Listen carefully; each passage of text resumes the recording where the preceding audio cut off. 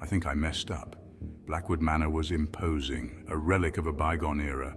Gargoyles glared down from the eaves, their stone faces contorted in silent screams, as if warning of the secrets within. I should have seen it as a warning, a sign of the mysteries that lay ahead. Inside, dust motes danced in the weak sunlight, filtering through grimy windows, casting an eerie glow. The air hung heavy, thick with the scent of decay and the weight of forgotten memories, each corner whispering tales of the past. Still, I felt a thrill of excitement, a sense of adventure that overshadowed the unease. This was my inheritance, a chance to start anew, to carve out a fresh chapter in my life. I explored the dusty rooms, each one echoing with emptiness yet filled with potential. Cracked portraits of stern-faced strangers lined the walls, their eyes seeming to follow my every move as if judging my presence. A shiver ran down my spine, a cold reminder of the house's eerie atmosphere. I shook it off, attributing it to the cold, convincing myself it was just my imagination. Nightfall brought an unsettling silence, a stillness that seemed to amplify every creak and groan. The old house creaked and groaned around me as if it were alive, breathing in the darkness. I tried to ignore the feeling of being watched, the prickling sensation on the back of my neck, but it was persistent. But sleep was a long time coming as the house seemed to whisper its secrets into the night. Are you terrified to sleep because of the whispers in the dark? Vivid, disturbing dreams filled with whispering voices and fleeting glimpses of shadowy figures. These figures seemed to reach out to me, their whispers growing louder each night. I'd wake in a cold sweat, heart pounding, the whispers echoing faintly even in the stillness of my room. It felt as if the shadows were watching me, waiting for something. One night, I woke to the distinct sound of a woman crying. It was a sound so sorrowful it pierced through the silence of the night, soft, mournful sobs that seemed to come from within the walls themselves. I strained to listen, hoping it was just my imagination. I told myself it was the wind, but the sound chilled me to the bone. The wind couldn't explain the feeling of despair that accompanied the cries. Days turned into weeks, each one more unsettling than the last. Objects moved around. Things I knew I had placed carefully were now in disarray. Doors creaked open and slammed shut, seemingly on their own. The house felt alive, as if it had a mind of its own. The whispers grew louder, more insistent. They were no longer confined to my dreams. They followed me into my waking hours. I tried to rationalize it all, but fear was a seed taking root in my mind. Every creak, every shadow seemed to be a part of some sinister plot. One evening, as I sat reading in the dimly lit library, I felt a cold breath on my neck. It was as if someone or something was right behind me. I spun around, heart racing, but found nothing there. The room was empty, yet the feeling of being watched lingered. Only the shadows seemed to deepen, to twist and writhe in the corners of my vision. They seemed to be alive, moving with a purpose I couldn't understand. This is going to blow your mind. The full-length mirror in the master bedroom became a source of terror. It was an antique, passed down through generations, and its presence was both commanding and eerie. It was ornately framed, its silver tarnished with age, adding to its mysterious allure. The intricate design seemed to tell stories of the past, whispering secrets long forgotten. Several times I caught fleeting glimpses of a figure reflected there. It was always just out of clear sight, a shadowy presence that sent chills down my spine. A woman in a flowing white gown, her face obscured by a veil. She seemed to float, her movements graceful yet haunting, as if she were a part of the mirror itself. Each time I turned to face her, she was gone. Sleep became impossible. The nights grew longer, filled with an oppressive silence that was only broken by the occasional creak of the old house. Exhaustion gnawed at me, but the fear was a constant companion. My eyes grew heavy, yet my mind remained alert, anticipating her next appearance. I wandered the halls at night, drawn by the whispers that seemed to beckon me, to mock my growing terror. The house itself felt alive, its walls echoing with the past. One night I saw her, the woman in white. She was more distinct than ever before, her presence almost tangible. She stood at the end of the hallway, bathed in the pale moonlight streaming through a high window. The light gave her an ethereal glow, making her seem both real and otherworldly. Her white dress flowed around her like mist, and her head was bowed as if in mourning. There was a sadness about her, a sorrow that seemed to permeate the air. I opened my mouth to speak, but no sound came out. My throat was dry, my voice lost in the overwhelming fear that gripped me. Then, as quickly as she had appeared, she vanished. The hallway was empty once more, but the memory of her lingered, haunting me long after she was gone. You need to hear this if you're feeling watched. I started seeing her everywhere. A fleeting glimpse of white in the periphery, the rustle of fabric in a silent room, the feeling of being watched.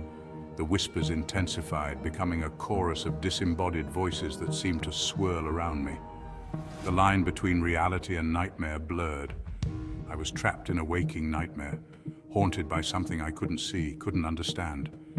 The fear was a living thing now, constricting my chest, stealing my breath. I tried to leave Blackwood Manor, but something always held me back. A force I couldn't explain, a feeling of being tethered to this cursed place. The house had me in its grip, and it wasn't letting go. This is gonna blow your mind. One night, the whispers became screams. Blood-curdling shrieks of terror and agony echoed through the house, seeming to come from everywhere and nowhere at once. I covered my ears, but the sound pierced through my defenses, driving me to the brink of madness. I ran, stumbling through the dark hallways, desperate to escape the cacophony. But the house seemed to shift and twist around me, the corridors stretching on endlessly. Panic swelled in my chest, choking me. I burst into the library, my chest heaving, and there she was. The woman in white. She stood in the center of the room, her head thrown back, her mouth open in a silent scream. But this time her veil had slipped, and I saw her face. It was my face. I bet you didn't know the true horror of Blackwood Manor. I couldn't breathe, couldn't scream. The woman, my doppelganger, turned towards me, her eyes wide with a horrifying mix of terror and despair. Then she reached out a hand, her spectral fingers brushing against mine. The touch sent a jolt of icy energy through me, and images flooded my mind. Visions of the past, of a life lived and tragically lost within these very walls. I saw myself dressed in that same white gown, betrayed by someone I loved, murdered in cold blood. The visions faded, leaving me reeling, clinging to the edge of sanity. The woman in white, my ghostly reflection, was gone, but the horror of what I had seen, of what I now understood, remained. I was not haunted by the ghost of Blackwood Manor. I was the ghost. I think I messed up. The weight of realization was crushing. I was trapped, my spirit tethered to this place of my demise, condemned to relive the horror of my final moments for all eternity.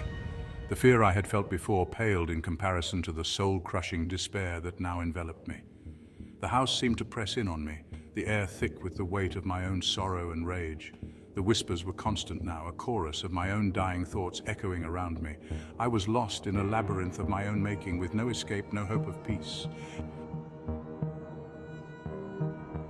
I bet you didn't know how days and nights can blur together. Time lost all meaning as I drifted through the house, a prisoner of my own spectral existence. The world outside faded, becoming nothing more than a distant memory. One day I found myself drawn to the attic, a forgotten room, piled high with dusty trunks and cobwebbed furniture. As I moved through the suffocating darkness, I felt a presence. A coldness that seemed to emanate from a small wooden chest tucked beneath the eaves. With trembling hands, I lifted the heavy lid. Inside, nestled amongst yellowed lace and dried flowers, lay a leather-bound diary. Its pages were brittle with age, the ink faded but still legible. I recognized the handwriting instantly. It was mine. I think I messed up. As I read, a fresh wave of horror washed over me. The betrayal, the pain, the cold-blooded murder, it was all there, recorded in my own hand. But the diary revealed something far more terrifying. It wasn't a lover who had taken my life, but my own reflection. Driven mad by grief, by a life unlived, I had ended it all within these very walls. And now I was condemned to relive that final act of despair for all eternity, trapped in a never-ending cycle of my own making. The realization hit me with the force of a physical blow. There was no escape. No moving on. I was the monster of Blackwood Manor, and I always would be. I think I messed up. Pause 3S. With the weight of the diary's revelations crushing down on me, I felt a surge of defiance. I couldn't accept this fate, this endless cycle of torment. There had to be a way out, a way to break free from the manor's dark grip. I tore through the mansion, seeking anything that could offer a glimmer of hope. The air grew colder, the shadows darker as the manor seemed to sense my desperation. Whispers filled the halls, mocking my every step, but I pressed on, my heart pounding with a mix of fear and determination. Pause 2S. Then in the attic I found it, a mirror covered in dust, hidden away from prying eyes.